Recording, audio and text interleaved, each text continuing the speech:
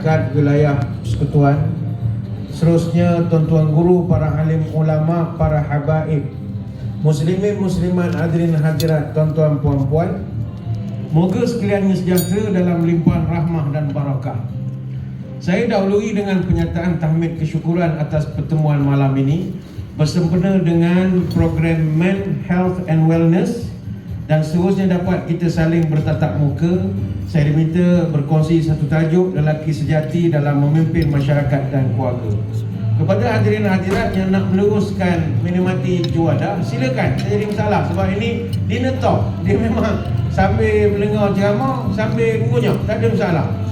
Tadi sebutkan kepada penganjur mungkin canggung cara begini, tetapi dari segi kurang pula tapi dari segi hukum fiqh pun memang begitu. Sebab dalam hukum fiqh, antara semayang dengan makan, mana kita kena utamakan kalau dihidangkan makanan? Makan dulu. Iza hadaral asya wa uqimatis solah fabda'u bil asya. Kalau semayang, waktu semayang dah masuk dan makanan dah serve, Nabi ajar nak utamakan mana? Logiknya kita semayang dulu. Kata Nabi dah, makan dulu. Apa sebab? Untuk kekhusyukan. Jadi kalau semayang pun, ini semayang yang di awal waktu, kalau di akhir waktu tu kena selesaikan semayang juga. Jadi kalau kiasannya, semayang pun masih perlu didahulukan makan, apatah lagi ceramah. Maka kalau ceramah tu lagi lah, tuan-tuan, kalau makanan dah ada, silakan menikmati hidangan. Sebab ceramah ni hanya untuk didengar saja. Lihat tak jadi masalah, boleh tengok YouTube, TikTok, apa tak ada masalah. Jadi silakan menikmati juadah, tak ada masalah. Jangan segan-segan. Hadirin hadirat sekalian, pertama sebelum kita bincangkan tajuk, saya ingin menyatakan kesyukuran yang amat tinggi malam ini kerana dapat berkumpul bersama para doktor dari Perdim ini. Tuan-tuan sekalian, saya ingin kongsi dengan tuan-tuan puan-puan malam ini, Islam khususnya para ulama sangat menghormati profesion kedoktoran. Sebab itu kita marah kalau orang-orang muda contohnya yang menghina profesion kedoktoran, terutamanya semasa zaman pandemik hari itu, mengatakan kita ini Rothschild lah, dengan WHO lah, Yahudi, Dajjal, Bill Gates, Cristiano Ronaldo dan macam-macam lagi. Sedangkan profesion kedoktoran adalah profesion yang sangat dihormati oleh ulama. Imam Asy-Syafi'i rahimahullah sangat hormat kepada profesion kedoktoran dan authority doktor, sehingga kan beliau akan selaraskan hasil kajian perubatan dalam rangkuman fatwa-fatwanya. Sebelum dia membuat fatwa, dia akan tengok dulu apa pendapat dalam bidang perubatan, supaya dia tak nak benda tu bercanggah dengan ilmu perubatan. Dan Imam Asy-Syafi'i pernah menjelaskan tentang pentingnya ilmu kedoktoran. Kata dia, la a'lamu ilman ba'dal halali wal harami anbalu minat tibbi. Aku tidak tahu apa-apa ilmu yang lebih hebat selepas daripada ilmu halal dan haram, melainkan ilmu kedoktoran. Begitu juga Imam Asy-Syafi'i ketika membahagikan ilmu. Ilmu ni kata dia ada dua kategori. Innamal ilmu ilmani. Ilmu ni ada dua. Pertama ilmu din wa ilmu dunia. Satu ilmu agama, satu lagi ilmu dunia. Fal ilmu alladhi lid-din huwa al-fiqh. Ilmu yang terbaik dalam agama adalah fiqh, kata Imam Syafi'i. Wal ilmu alladhi lid-dunya, dan ilmu terbaik untuk bab dunia adalah at-tib, adalah ilmu perubatan.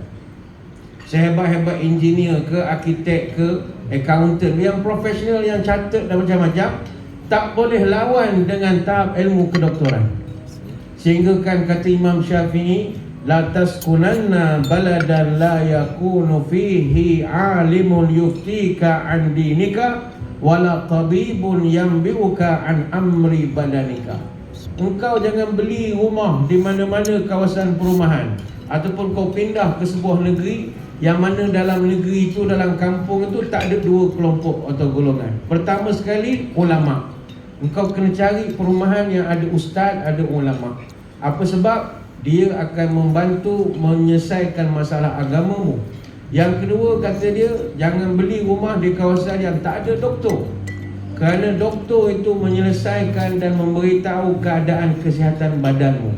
Dia boleh rujuk dalam kitab Adab Syafi'i wa Manaqibu. Imam Syafi'i ada banyak nasihat dia, tapi jarang diangkat nasihat dia ni untuk dijadikan silibus pengajaran. Banyak nasihat kata-kata hikmah Imam Syafi'i.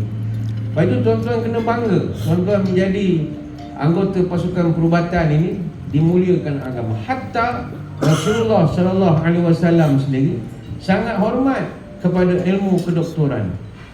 Nabi sendiri pernah menyarankan sahabat untuk bertemu dengan seorang tabib Arab yang terkenal di zaman Nabi, namanya Al-Harith bin Qaladah. Harith bin Qaladah ini doktor perubatan. Dia pernah belajar ilmu perubatan sampai ke Yaman, sampai ke Jaidah Sabur di Parsi. Ada satu riwayat daripada Sa'ad dicerita, maritu maradan, aku pernah sakit dada.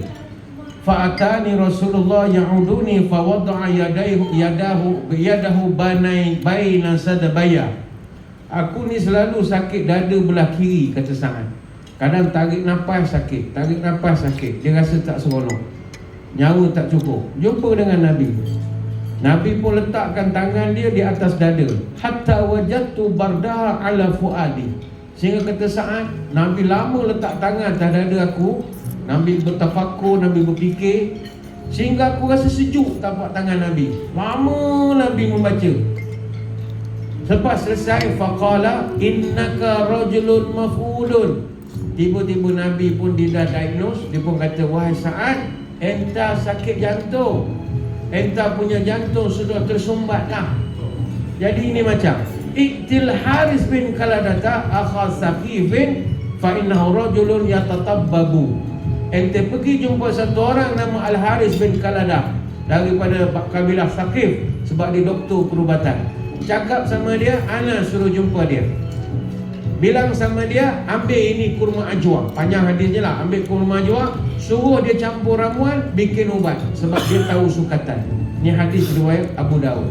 Tuan-tuan, Nabi dia boleh je nak jampi, apa masalahnya? Oh, kita kalau boleh buat perubatan tradisional, habis semua penyakit kita nak ubatkan, siap buat macam-macam pengakuan yang terbaik. Nabi boleh je, tapi Nabi tahu yang ini dia ada batasan dia. Bab ni dia kena ada doktor yang ubat, sebab bukan bidang dia lagi. Nabi boleh buat, tapi Nabi nak didik umat dia. Kalau kita bukan bidang, jangan, serahkan kepada yang pakar. Sebab itu tuan-tuan kena bersyukur kerana menjadi seorang doktor. Kerana doktor ini dia mengkaji makhluk Allah yang paling sempurna. Ciptaan Allah dalam dunia ni 7 tala langit, 7 tala bumi, macam-macam ciptaan. Haiwan ada, makhluk sampai paling halus, sampai kuman COVID, macam-macam Allah cipta. Kalau di langit tu, di luar pada langit ada planet, macam-macam lah kebesaran Allah. Tapi semua itu tak boleh challenge ciptaan Allah yang terbaik, masterpiece, namanya manusia. Dan manusia ini Allah Ta'ala sebut, aku ciptakan ahsani taqwim, ciptaan aku yang terbaik sekali. Dan apakah profession yang kerjanya mengkaji ciptaan Allah yang terbaik ini? Tuan-tuan lah, kerja bidang perubatan, mengkaji manusia dari kepala sampai ke kaki. Bukanlah orang yang kaji laut tu, geologist ataupun oceanographer tu tak bagus. Bukanlah kerja engineer tak bagus. Tapi tuan-tuan lebih mulia kerana mengkaji makhluk Allah paling sempurna. Berbanggalah. Dan kedua, tuan-tuan kena bangga kerana kerjaya doktor ini memastikan manusia mempunyai kesihatan yang berpanjangan. Ini mustahak. Sebab kita melihat agama lebih menghormati orang sihat berbanding orang sakit. Walaupun kita dalam ceramah selalu sebut orang sakit ini dapat rahmat, keampunan, memang, tapi sebenarnya Allah lebih sayang pada hambanya yang sihat berbanding yang sakit. Sakit pun sayang juga, tapi yang sihat itu lebih. Sampai Nabi sebut al-mu'minu qawiyyu khairun wa ahabbu ilallah minal mu'minid dha'if. Orang beriman yang gagah, yang kuat, yang sihat lebih disayangi berbanding dengan orang beriman yang selalu lemah ataupun sakit-sakit. Ulama membahaskan kenapa Allah lebih sayang orang sihat. Kerana orang sihat ibadahnya sempurna ataupun dapat sampai kesempurnaan. Tuan-tuan, orang kalau sakit banyak ibadat tak boleh buat. Kalau ada bedridden terbaring, semayang pun baring sajalah. Kalau tak ada yang bantu ambilkan wuduk, tak semayang lah di hari tu. Kalau tuan-tuan sakit gout, Out lah jawabnya, memang tak boleh buat umrah, tak boleh buat haji, duduk je lah hotel sampai akhir balik. Tak boleh ibadah. Sakit ni tak boleh ibadah. Kalau musim haji, wheelchair tak boleh pakai. Pergi melontom, tidak dibenarkan wheelchair. Jangan ingat orang lemah boleh ditolak wheelchair. Tawar boleh lah tingkat 1, melontar tak dibenarkan. Artinya kita dah terpaksa bayar dam, dah menyebabkan banyak ibadah itu tak sempurna. Orang sakit lutut, orang sakit pinggang, tak boleh nak semayang duduk. Orang tak ada gigi, payah jadi imam. Dah sebut huruf, semuanya cacat hurufnya. Ihdinas syirah.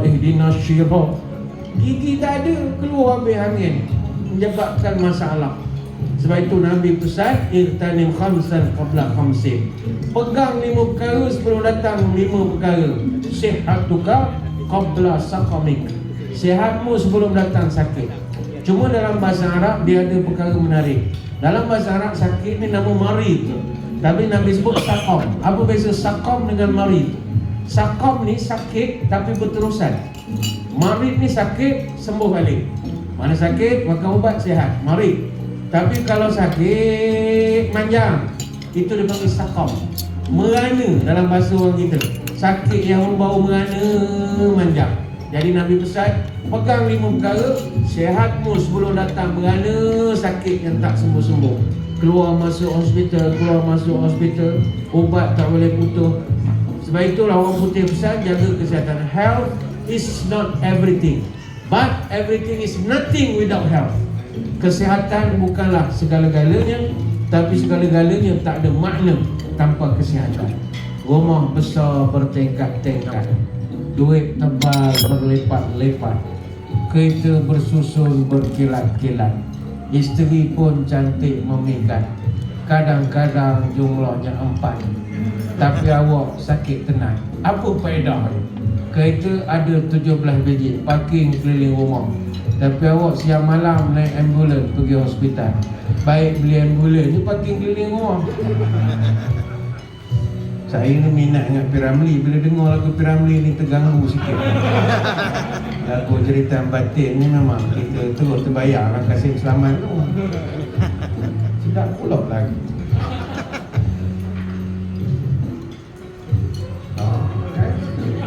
Terus terbayang Kasim Selamat tu kan.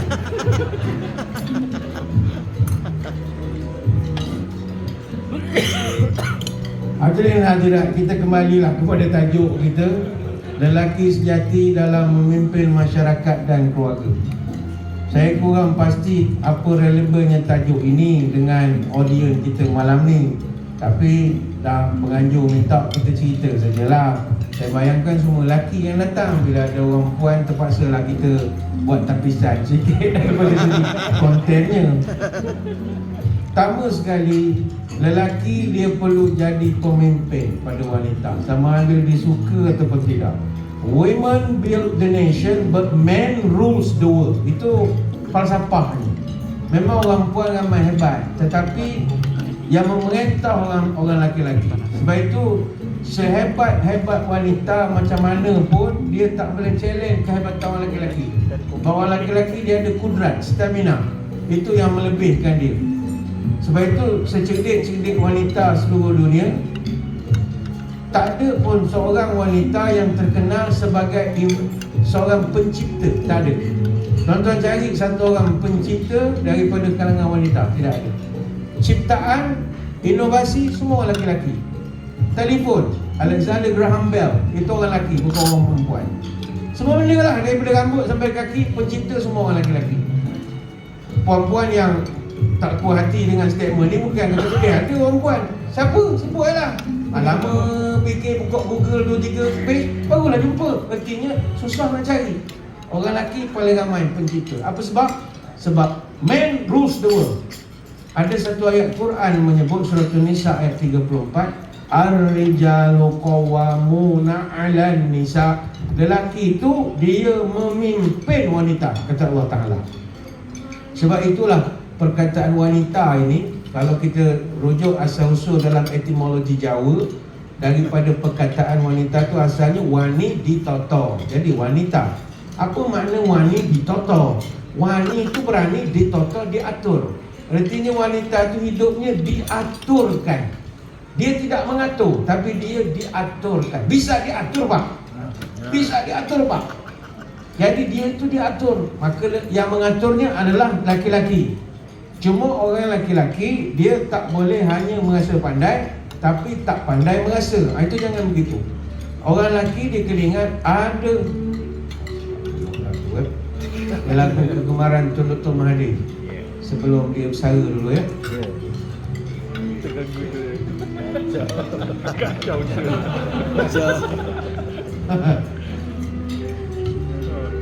Ada perkara bagi orang lelaki dia kena ingat, perkara berkaitan wilayah kewanitaan yang dia tak faham.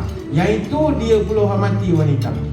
Cuma kalau kita bahaskan apakah ciri-ciri lelaki sejati mengikut Al-Quran dan juga hadis, ada beberapa. Pertama sekali, ni tuan-tuan ambillah maklumat ni untuk kita dapat jadi orang yang baik. Pertama sekali, lelaki sejati berdasarkan tuntutan Al-Quran dan hadis adalah seorang lelaki yang melayani wanita dengan baik. Dia mesti gentleman, budiman, melayani wanita dengan baik. Sebab itu dalam satu hadis Nabi pernah menyebut, akmalul mu'minina imanan ahsanuhum khuluqan wa khiyarukum khiyarukum linisa'ihim. Orang yang paling sempurna iman di kalangan kamu adalah yang paling elok perangai akhlaknya, dan yang paling elok akhlaknya di kalangan kamu adalah yang paling menyantuni isteri-isterinya. Hadis Tirmizi. Sebab itu orang ni hebat macam mana pun, pada penilaian kita, nak tahu kehebatan dia sebenar, tanya isteri dia. Hanya isteri dia tahu dia tu siapa.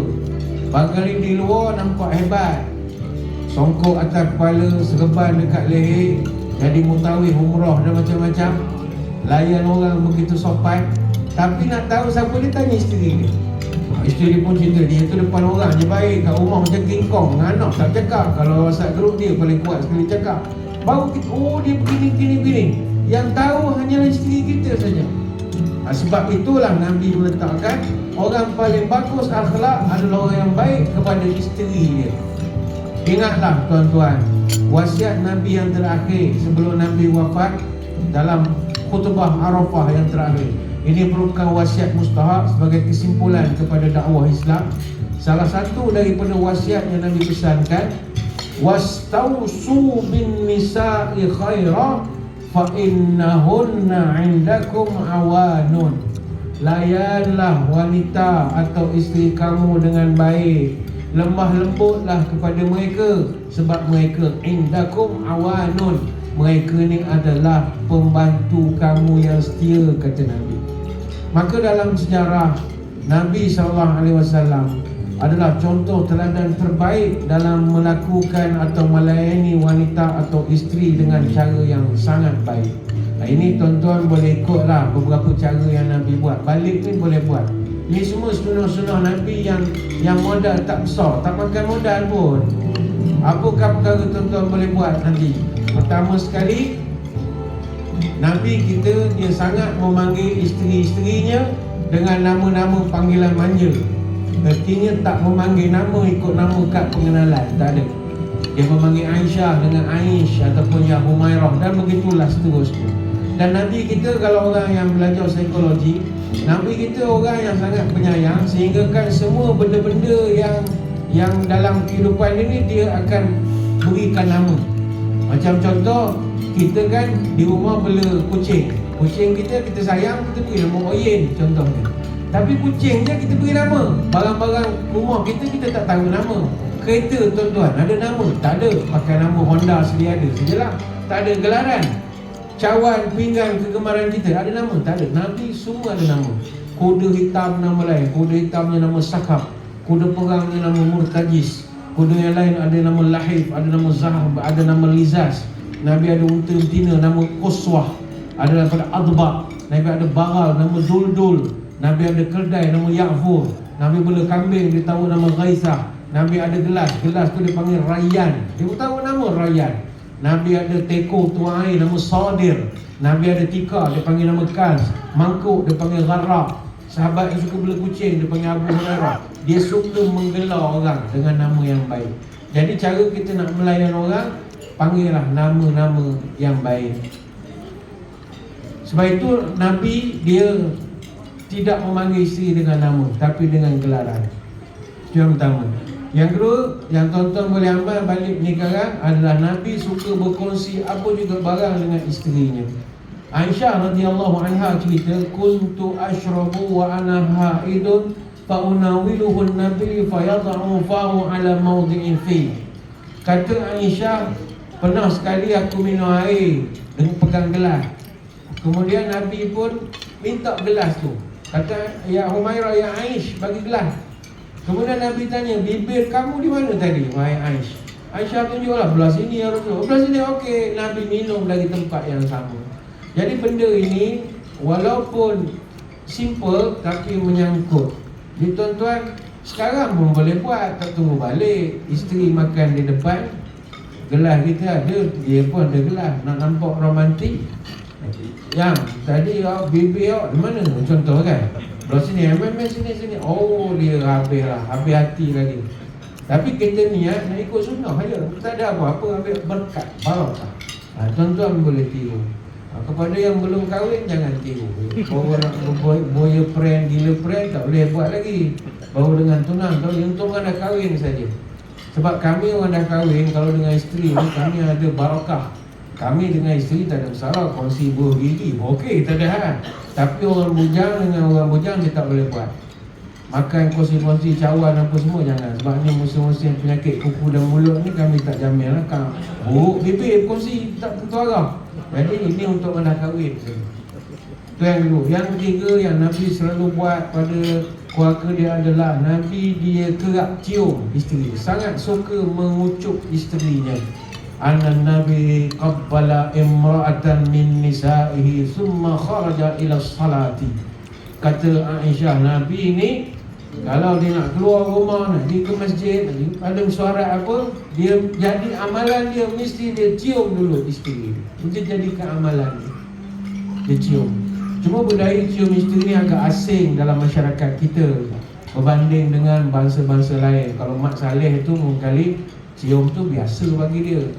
Apatah lagi kita ni tak tahulah, bukan tak nak salam, tak nak cium, tapi sibuk nak menjaga air sembahyang. Itu yang jadi masalah tu. Kan nak salah wudu. La ilaha illallah. Gitu. Salam je lah. Sampai openg ambil lagi pun salahnya. Dia nak jaga wudu, itu yang masalah.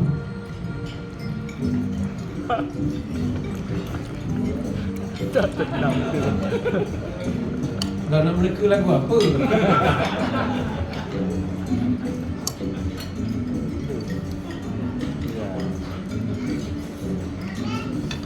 Oh, Malaysia baru. Lagu Malaysia. Oh, sambut hari Malaysia tu. Kan kita lagu kan? Tepat sekali. Tepat sekali tekaan.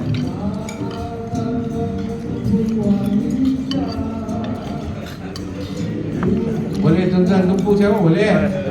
Tuan-tuan tak beritahu tak ada masalah. Ni ceramah nak beranak. Tak ada. Tak lagu ceramah ni bukan lagu yang rosak ke tak, lagu cerita negara. Baik, itu yang ketiga. Keraklah cium isteri sikit walaupun dah berumur. Ni banyak cium cucu kerja. Tak ada langsung cium isteri, cium suami. Itu yang ketiga. Yang keempat, hari ni tuan-tuan boleh buat. Mudah saja. Malam ni boleh buat, pagi esok boleh buat. Apakah dia? Mandi bersama isteri. Ini Nabi memang gemar melakukan. Kuntu aghtasilu ana wa Rasulullah min ina'i wahid. Saya biasa, kata Aisyah, dengan Nabi mandi berdua. Nabi memang suka mandi berdua. Mungkin atas penjimatan air dan sebagainya lagi, tapi dalam masa yang sama dapatlah memupuk kemesraan kasih sayang.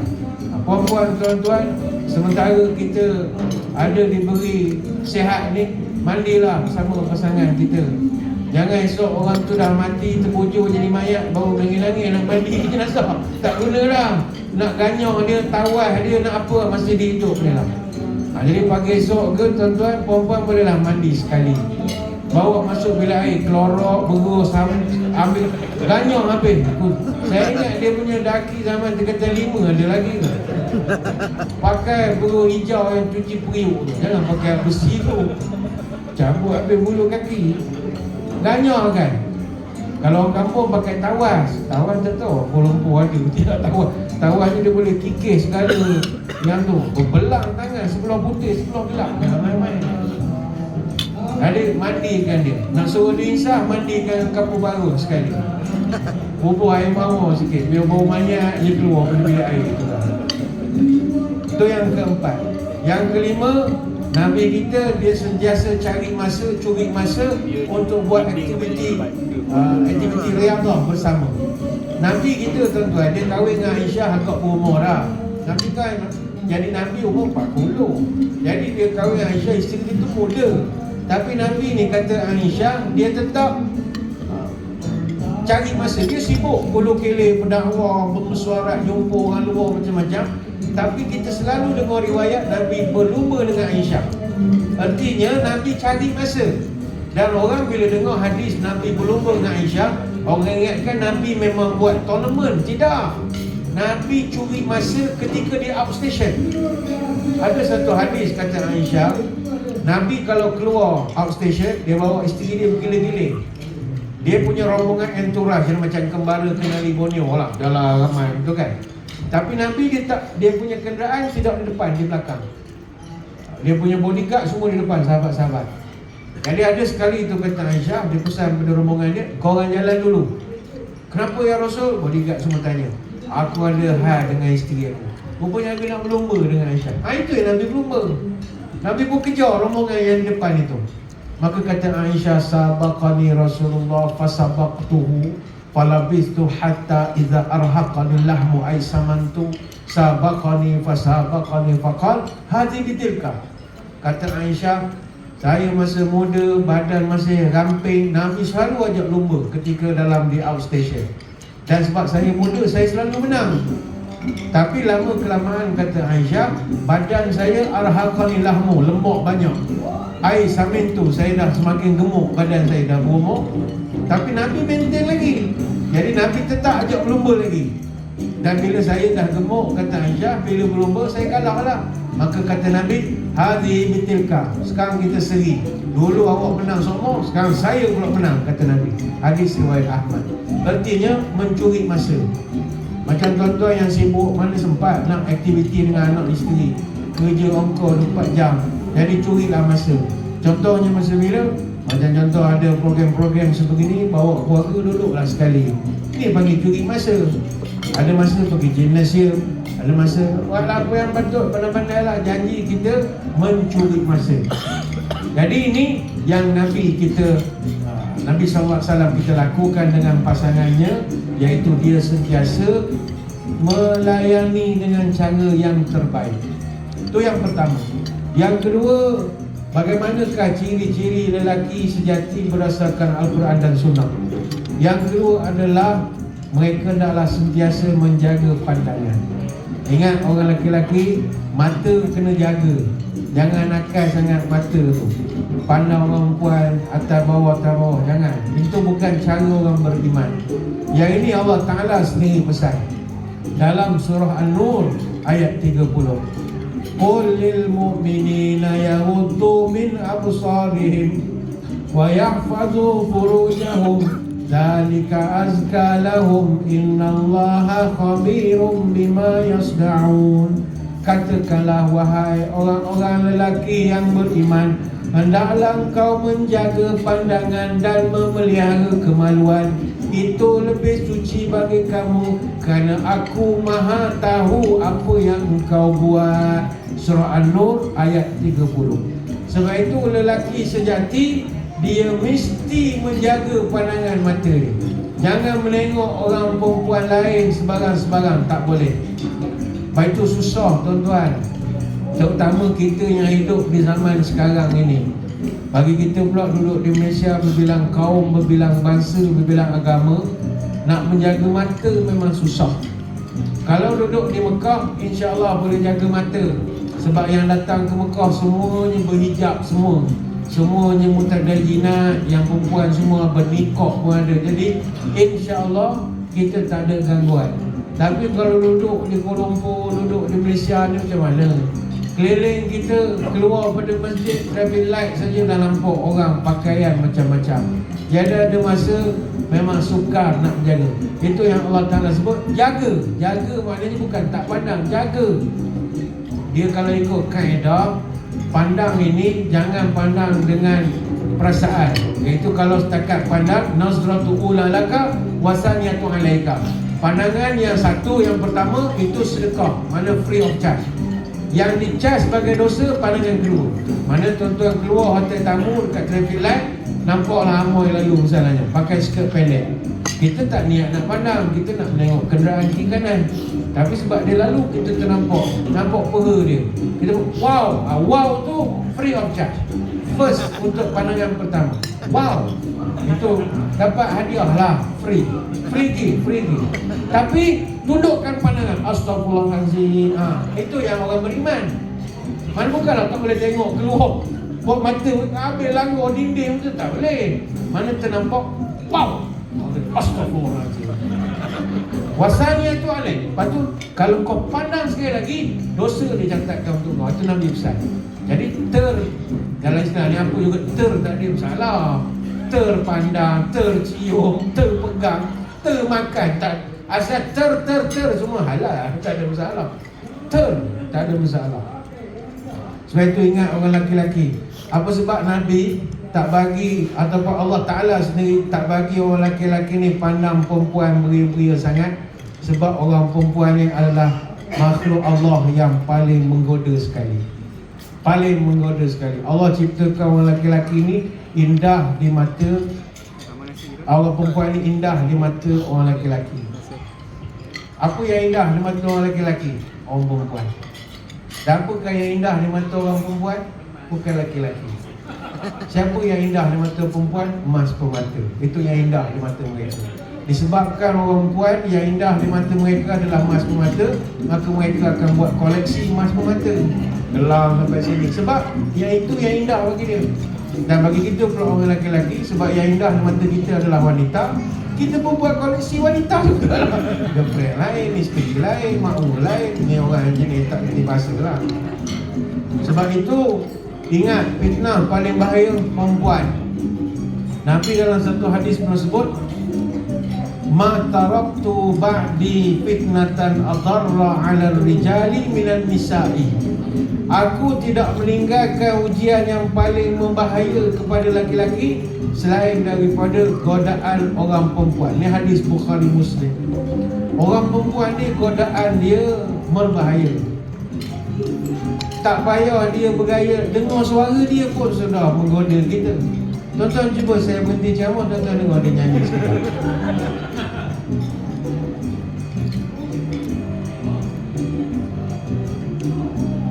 Kan dah sedap dengar. Cuma orang lelaki nyanyi tak sedap.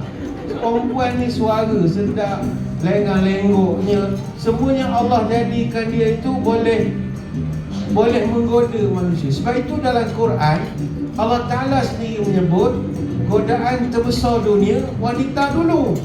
Zuyyina linnasi hubbu syahwati minan nisa wal banin wal qanatiril muqantara minadh dhahab, sampai habis. Allah Ta'ala sebut manusia ni dalam dunia, nombor satu yang paling syahwat dia suka adalah an-nisa, suka perempuan. Nombor satu. Jadi kalau tuan-tuan suka tengok perempuan, itu normal. Artinya syukur, tuan-tuan masih okey. Yang tak okey kalau tuan-tuan tengok saya lain macam, itu bermasalah. Tahu pula ustaz ni, apa saya tu. Baik tuan-tuan makan, jangan pandang saya. Aku pula jadi takutnya. Pandang orang perempuan suka, itu normal. Cuma nanti adalah ayat di ujung tu Allah Ta'ala sebutlah, zalika mataul hayat dunia. Kau jangan lebih-lebih sangat. Itu dunia belaka, kata Allah. Yang nombor dua Tuhan sebut wal banin, anak-anak. Jatuh nombor dua. Yang ketiga wal qanatiril muqantara minadh dhahab wal fiddah, suka pada emas permata. Jatuh nombor tiga. Yang keempat wal khailil musawwamah, kenderaan yang berhias. Jatuh nombor lima. Kemudian wal an'am wal harth, suka kepada an'am ni haiwan peliharaan, haiwan ternakan. Macam sekarang orang bela kucing. Bela kucing macam bela anak, suka tengok. Ada kad klinik, oh suka tengok. Saya ada kawan ramai bela kucing dan semua. Ajak bela air, jom bela air. Tak boleh, aku nak pergi klinik. Ada appointment. Ustaz kau sakit apa? Dok kucing aku. Kucing kampung salah. Dia ni suspek jantung, doktor kampung. Dia punya borok tu macam anak penyakit. Dia dekat klinik kucing dia tu. Hebat. Seminggu sekali pergi spa. Balik dia suka. Tapi walaupun suka haiwan tu, jatuh nombor 6. Jatuh nombor 6 haiwan. Nombor 1 wanita dulu godaan atau manusia paling suka. Ini surah Ali Imran ayat 14. Bahkan Nabi mengakui inna dunya hulwatun khutratun. Dunia ni memang manis, sedap. Mana tak sedap dunia? Sedap. Wa inna Allah mustakhlifakum fiha fayanzuru kaifa ta'lamun. Dan Allah Ta'ala, Dia telah menguasakan dunia itu pada kamu, dan Allah nak tengok apa yang kamu nak buat. Tapi kata Nabi, fattaqud dunya wattaqun nisa. Tapi ingat, takutlah dengan nikmat dunia ini, dan hati-hati dengan godaan wanita. Sahabat tanya, ya Rasul, kenapa beria sangat kena takut godaan wanita? Kata Nabi, fa inna awwala fitnati Bani Israel kanat fin nisa. Sebab Bani Israel dulu hancur berderai kerana masalah godaan wanita. Hadis Muslim. Ulama bahas, kenapakah Nabi umpamakan Bani Israel? Sebab Nabi nak tunjuk Bani Israel ni tuan-tuan, bangsa cerdik. Dalam dunia ni, antara bangsa etnik yang cerdik adalah orang Yahudi. Orang Yahudi cerdik. Kita benci macam mana, kita kena akui dia jasa banyak, khususnya dalam dunia akademik, dunia penyelidikan.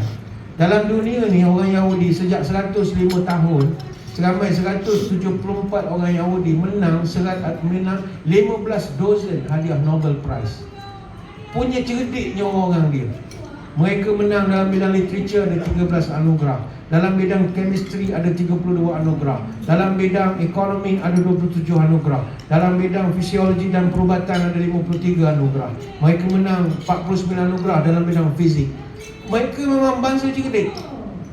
Tak payah cari yang pening-pening lah. Dalam bidang perubatan, berapa barang Yahudi buat? Bapak banyak tuan-tuan. Ubatnya, peralatan, mesin hemodialisis, tu semua direka oleh orang Israel. Tapi sebab kita bukan cerita kebencian apa tak, cerdik dia. Kita turun daripada hotel tamu ni, pertama kita jumpa traffic light. Traffic light tu pun Yahudi buat. Masjid sebelah Kampung Baru azan kami sedap PA system. Mikrofon Yahudi buat. Orang buat penggambaran pakai kamera. Kamera Yahudi buat. Sebab itu semuanya itu kita ambil manfaat. Bangsa ni bangsa cerdik. Tapi Nabi nak beritahu, secerdik-cerdik Yahudi kalah dengan godaan perempuan. Artinya kalau Yahudi cerdik tu pun kalah, apatah lagi kau yang tak apa nak cerdik ni, kata Nabi. Kau lagi lah teruk je. Yahudi orang cerdik tu pun habis, terterak juga. Ini mu tak boleh, kata Nabi.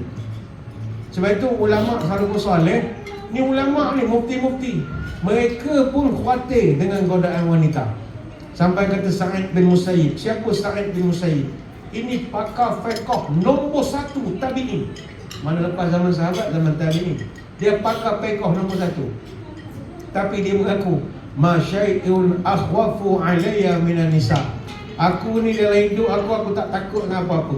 Aku tak takut hantu jin, aku tak takut kerajaan, aku tak takut polis. Aku takut perempuan. Paling aku takut, dia kata. Betul juga Atha bin Abi Rabah rahimahullah. Siapa dia ni? Mufti Mekah. Alim betul. Kata dia, aku kalau disuruh jaga harta Baitul Mal, insya-Allah aku amanah. Tapi aku kalau ditinggal berdua-duaan dengan seorang wanita dalam bilik berdua saja, aku pun tak tahu apa akan jadi nanti. Ini ulama' dia cakap. Mana tuan-tuan kata duduk bilik ni kan, tiba datang orang perempuan duduk. Kalau kita orang alim takkan sanggup duduk, sebab kita tak tahu apa kesudahan. Mungkin tuan kata, tak apa ustaz, saya ni jenis orang setia, tak berkeluar bagi. Zikir banyak, pekan tasbih, Allah. Jangan lupa bila kita berdua, datang yang ketiga. Siapakah namanya? Setan.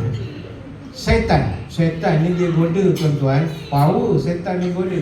Setan ni dia punya godaan muslihat tipu daya, tak ada orang boleh challenge dia. Nabi Adam dia boleh goda. Nabi Adam tu dia goda dalam surga. Surga ni dia punya security-nya bukan orang Nepal, bukan Bangladesh yang minta IC kita supaya pergi kondominium tu, tak. Yang jaga surga malaikat. Malaikat pun dia boleh tahapun pegang lepas masuk. Itu terror ni setan, bukan kita muji dia, tidak. Jadi jangan over confidence lah. Oh saya okey ustaz, kalau perempuan sebelah saya dalam bilik pun insya-Allah saya okey, pukul 3 kan saya tahajud lah. Berdoa je. Godaan dia kuat. Ada satu penjelasan diberikan oleh Abu Nu'aim. Dia bawa penjelasan dalam kitab Hilyatul Awliya. Jangan kamu berdua-duaan dengan wanita walaupun niat nak mengajar Quran, tak boleh. Jangan. Kau kan ustaz pula.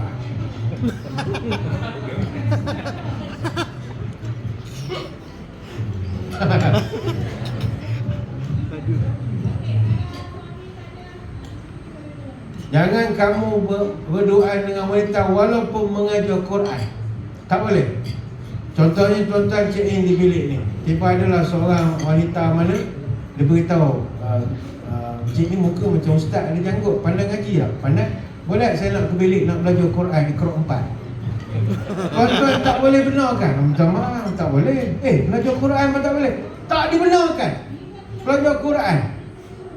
Apatah lagi buat kerjaan lain, borak, bersembang, mengata ke, tak boleh. Baca Quran tak dibenarkan. Bahkan dalam mazhab Syafi'i, kita tak dibenarkan berjemaah hanya berdua saja dengan wanita yang bukan mahram kita. Tak boleh. Katalah program ni ada sedia surau, tuan-tuan pun sembahyang di surau. Datang orang dah habis sembahyang, kita tak ada geng nak sembahyang jemaah. Tiba nampak ada muslimat seorang nak masuk pakai telekung, cik nak sembahyang, jom kita sembahyang berdua, dapat pahala ke 70 kali ganda, 27 jemaah. Jom, kau mat ya, saya jadi imam. Tak boleh. Kecuali isteri kita, ada anak perempuan kita baru boleh. Sampai begitu agama menjaga, sebab kita jangan over confident. Sebab orang perempuan ni payah tuan-tuan. Saya dulu kerja Jabatan Agama. Jabatan Agama ni kerja kita ni nangkap orang. Antara yang kita tangkap adalah orang yang pernah satu kes suami itu ustaz dengan isteri orang tangkap di hotel. Tapi ni cerita benar, tangkap dia mengajar Quran. Ni cerita betul. Tapi bukan Quran, dia mengajar Iqra 4. Bayangkan, memang berpakaian lengkap, tapi kenapa nak sampai duduk di hotel? Dia bagi alasan, ustaz ni datang ke surau kita orang mengajar kuliah untuk muslimat, mengajar ngaji, tapi tak dapat nak tumpu sebab student ramai kat 50 orang. Jadi dia minta one to one untuk nak belajar. Dan kenapa buat di hotel? Kebetulan ustaz tu ada di hotel. Saya telefon, saya pergi ke bilik dia, belajar di lobi je lah. Lobi seluruh luas, sofa ada, kursi macam-macam. Jangan nak bawa ke bilik tu apa? Awak kan jadi alay. Jadi tak boleh. Tak boleh lah. Jadi mu'ah apa kan? Baba mu'ah. Tak boleh. Jangan. Agama tak benar kan? Habis, tapi kena tangkap. Baik tu hati-hati. Jadi ini ciri lelaki pertama, dia mesti tunduk pandangan dia. Jangan menengok benda-benda tak senonoh. Nampak orang puan lawa-lawa, alihkan sikit pandangan. Kita nampak tu rezeki lah. Jadi alihkan. Astaghfirullahaladzim, gitu kan. Saya ingat kalau semua orang lelaki jaga pandangan, tak ada masalah. Rumah tangga dia ada orang ketiga lah, orang keempat, orang kelima. Sebab dia hidup tak pandang sangat perempuan ni. Dia tak berapa memandang sangat lah. Ya? Jaga pandangan. Ini ciri lelaki yang kedua, dia mesti jaga pandangan dia. Kemudian ciri lelaki berdasarkan Quran dan hadis yang sejati, yang orang yang hebat, lelaki hebat adalah dia menjalankan tanggungjawabnya dengan penuh keikhlasan. Innallaha la yanzuru ila suwarikum wa amwalikum walakin yanzuru ila qulubikum wa amalikum. Aku, kata Allah, tak pandang kepada rupa kamu, harta kamu, tapi aku pandang pada hati kamu dan perbuatan kamu. Itu yang Tuhan pandang. Hati nak kena baik. Hadis Muslim. Seterusnya, ciri-ciri lelaki yang bagus berdasarkan Quran dan hadis adalah dia ni bermanfaat untuk umat. Khairun nasi anfa'uhum linnas. Sebaik-baik manusia adalah yang paling bermanfaat kepada orang lain. Ini hadis riwayat Imam Ahmad. Macam kerjaya tuan-tuan ni, memang kerjaya paling manfaat sekali lah. Doktor ni mustahak tuan-tuan. Untung kalau dalam keluarga kita ada doktor perubatan. Doktor perubatan ni mustahak. Sekarang ni ramai doktor tapi doktor PhD tak jadi tuan-tuan. PhD tak menyelesaikan masalah, dia pasapah je. Kalau orang sakit jantung, tiba orang panggil, "Ayo, awak doktor ke?" "Ya, saya doktor pasapah." "Tak apalah, awak doktor juga. Kenapa pula? Tolonglah ubat dia nak mati." Sebab dia PhD, dia tak boleh jawab juga. Dia hanya boleh cakap apa? Seluruh manusia akan mati. Dia pun pasapah juga. Sebab dia PhD. Orang PhD ni pasapah hidup dia.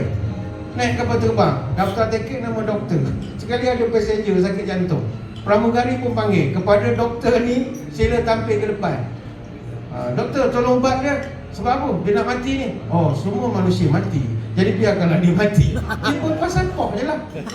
Tapi kalau tuan-tuan yang doktor perubatan betul, oh dia akan bantulah sampai orang tu setakat mana kemampuan dia. Jadi itu yang bermanfaat. Cuma dalam riwayat yang lain, Nabi menambahkan lagi, wa ahabbul a'mal ila Allah azza wa jalla sururun yudkhiluhu ala muslim. Orang yang paling dicintai juga kata Nabi adalah orang yang menggembirakan hati seorang. Jadi kerjaan tuan-tuan pun menggembirakan hati orang. Suka tuan-tuan, isteri bersalin gembira, nampak suami tu gembira. Daripada dia tak sihat jadi sihat pun gembira juga. Jadi menggembirakan hati orang adalah sebahagian daripada tanda orang bermanfaat. Tuan-tuan yang kerja doktor ni janganlah garang-garang sangat. Sial tu pesakit, dia tu lah sakit, garang pula. Ada setengah doktor, dia bukan semua, ada setengah doktor. Tak tahu dah tak belajar psikologi ke, tak belajar komunikasi ke, nak marah je kalau bagi penerangan. Kita pun jadi yang sihat jadi tak sihat rasanya. Awak dia balik berapa? Balik 10. Mak ada kerja mana? Ada. Ayah? Oi, kalau mak ayah macam mana ni? Kalau 10 dia balik, 7 memang kena juga ni. Orang datang borak je. Relax dulu ya, menakut-nakutkan. Basyiru kata Nabi kan. Gembirakan dulu. Lepas tu barulah cerita masalah-masalah lain. Ini terus tembok je. Mak kerja mana? Ayah kerja mana? Oh, kerja mana juga ni? Apa mesti ada punya cek. Tak tanya cuba cek. Orang jadi stres jadi. Jadi janganlah begitu. Kita mengembirakan orang itu kan sebahagian daripada ciri orang yang bermanfaat kepada orang lain.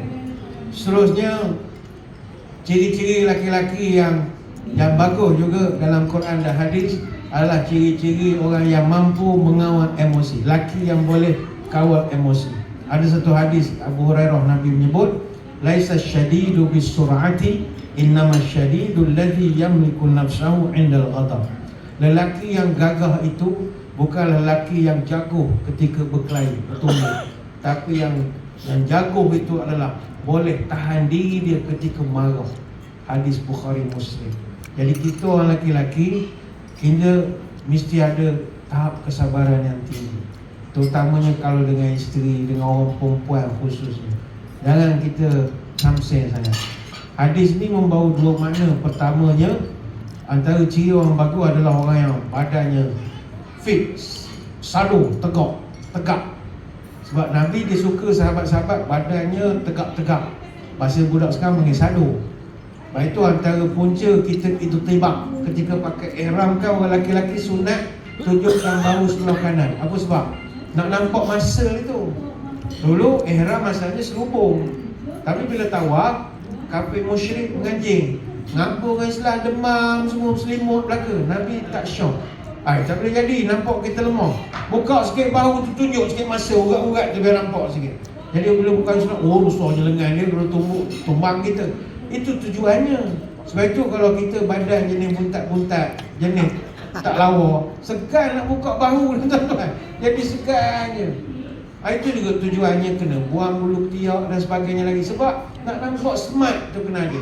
Antara tujuannya. Jadi sadu tu mustahak. Jadi pada yang buat workout dekat gymnasium, teruskan. Niatkan ibadat. Bukan niat nak bangga dengan diri, tidak. Cuma tak semualah orang minat jadi sadu. Sebab sadu ni tuan-tuan, kita tak nafikan 85% wanita suka lelaki sadu-sadu ni. 85%. Tapi masalahnya 85% pula lelaki sadu tak suka perempuan pula. Masalah juga. Boleh faham tu kan? Tak naklah begitu pula. Awak badan betul tak suka kahwin. Sudahlah. Tapi apa yang mustahaknya adalah jangan suka marah-marah. Badan katang, kata orang Pantai Timur katang. Orang Badak panggil sado. Memang saya tak setuju sangat sado ni. Sado ni bahasa jalanan. Tak tahu kenapa diangkat dalam kamus. Sado ni asal daripada budak-budak cakap sama dia. Dia tengok badan orang besar tu, dia nak ngabarkan. Dia kan budak-budak sekarang panggil kawan dia bodoh semua. Besar tu. Doh tu bodoh sebenarnya. Besar tu. Mana dia kata besar bodoh. Dia nak cakap kawan besar bodoh. Lama-lama jadi perkataan slang yang sado besar bodoh, besar bodoh, besar bodoh. Jadi sado tu asalnya. Jadi kita tak setuju kata tu. Baik guna yang Terengganu katang. Oh katang pada katang mana dia katang batu. Mana katang.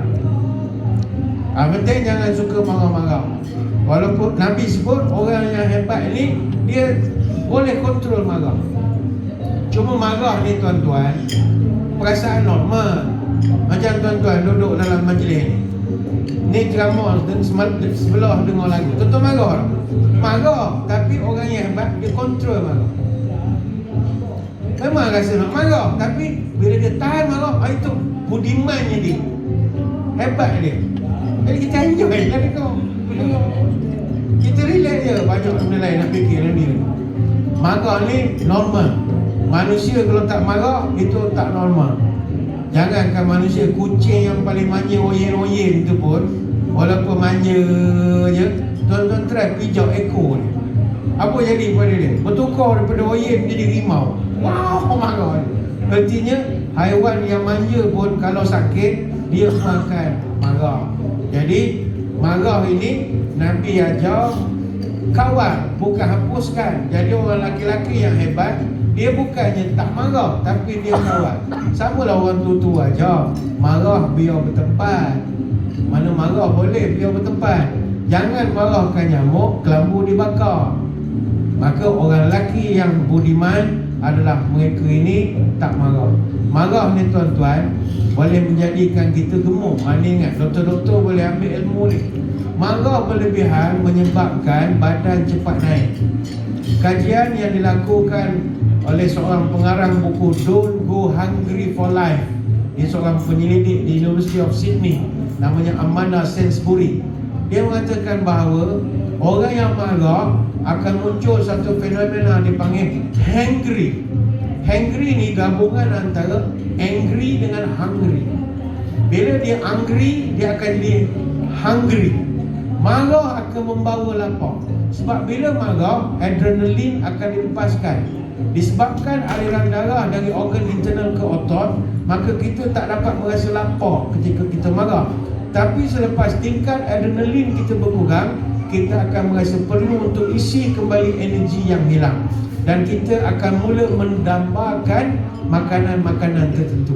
Jadi semakin kita marah, semakin kita mengunyah. Lama-lama gemuk, padan muka, begitu sajalah. Dahlah padan badan pula makin gemuk. Apa yang dapat? Jadi baliklah kepada ajaran agama. Maka inilah hadirin hadirat sekalian, kurang lebih ciri-ciri lelaki sejati yang nak jadi pemimpin dalam masyarakat dan keluarga. Dan saya petik ciri-cirinya ini berdasarkan huraian di dalam Al-Quran dan juga Sunnah. Sekali lagi saya mengucapkan ribuan terima kasih di atas undangan. Mohon maaf sebarang kekurangan. Moga-moga bertemu pada lain-lain kesempatan. Kepada tuan-tuan, kita ucapkan ribuan terima kasih kepada Pusat Pungutan Zakat Majlis Agama Islam Wilayah Persekutuan yang sudi bergabung menyalinkan program pada malam ini. Dan kepada tuan-tuan, teruskanlah sama-sama menyumbang menerusi Pusat Pungutan Zakat Majlis Agama Wilayah ini, kerana sumbangan kita boleh membantu 8 golongan lain yang sangat memerlukan. Kerana ingat, Allah beri rezeki bukan sekadar